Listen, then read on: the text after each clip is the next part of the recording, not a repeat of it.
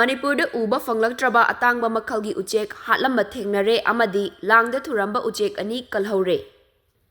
Mahausa lamdam asida marang kaina leramlabasu sadanbasingna makhal kayagi pambai sizinaduna hatokkibadagi kangkhul mutharaklaba Atangba Makhalgi Uchek sing yauna Kaibul Lamjau National Park da sadanbasingna Uchek 13 faduna hatoklamba thengnare loinana Uchek anidi kanba ngamhaure hairi. Uchek sing adu Kaibul Lamjau National Park da sadanbasingna lang thaktuna faraba matungda hatlamba thengnarakibani. Lamdam asida miyamna Uba Phanglaktraba Uchek anidi state lengaki forest official singna National Park asigi manungda leiba tongan mafam ahumda chathakiba operation da kanba ngamkhre hairi. Hairiba mafam ahumda sa Uchek fanaba lang kun hena thaktuna leiramba thengnabadagi ngarang ayuk fagatpa ngamki. Lamdam asida chongkhu haina khangnariba Black Crown Night Heron amasung Manipur Da Thembi haina khangnariba Uchek makhal sing asi anidi langda hingna yaurambadagi kankibaga loinana official sing aduna amuk khanna thadokre hairi. Paumi singi mamangda chongkhu haina khangnariba Uchek adu National Park asida amuk khanna thadokibani aduga masada asokpa kaya yaubadagi paiba ngamdraba Thembi hairiba Uchek adudi makhatana treatment pinabagi damak Wildlife Institute of India Manipur branch ta makhatana khutsinakre. Forest official singna pung ahumlom chupna chathakiba operation